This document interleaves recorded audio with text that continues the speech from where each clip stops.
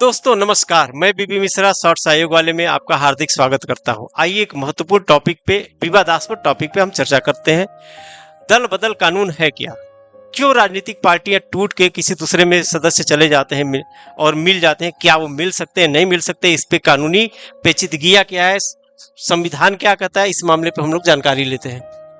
देखिए, दल बदल कानून एक ऐसा संवैधानिक कानून है जिसे सांसदों और विधायकों को व्यक्तिगत लालच या अवसरवाद के लिए लोग अपने लालच अवसरवाद में पार्टी छोड़ देते हैं, अपनी पार्टी बदलने से रोकने और सरकारों को स्थिरता प्रदान करने के लिए बनाया गया ताकि सरकारें स्थिर रहे। इसे वर्ष 1985 में 92वें संविधान संशोधन 52nd संविधान संशोधन के माध्यम से संविधान की 10वीं अनुसूची में शामिल किया गया। इंपॉर्टेंट है, याद रखिएगा।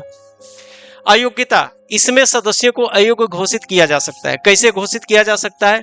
कि यदि कोई निर्वाचित सांसद या विधायक स्वेच्छा से अपनी पार्टी की सदस्यता छोड़ देता है या पार्टी के व्हिप के विरुद्ध सदन में मतदान करता है या अनुपस्थित रहता है तो उसे दल बदल का दोषी माना जाता है। इसका मतलब उसकी सदस्यता चली जाएगी।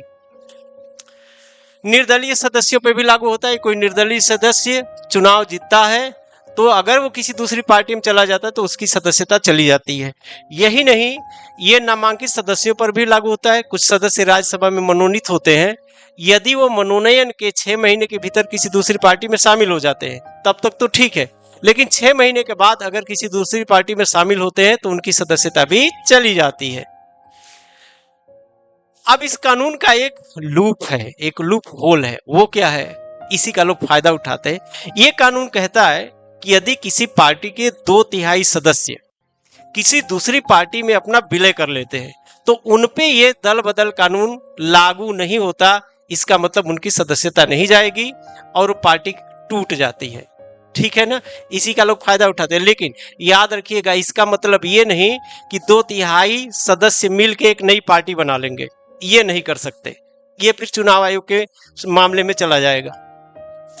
फैसला लेने का अधिकार, अब कोई सदस्य अयोग्य है या नहीं है, यह फैसला लेने का अधिकार स्पीकर का होता है या विधानसभा अध्यक्ष का होता है।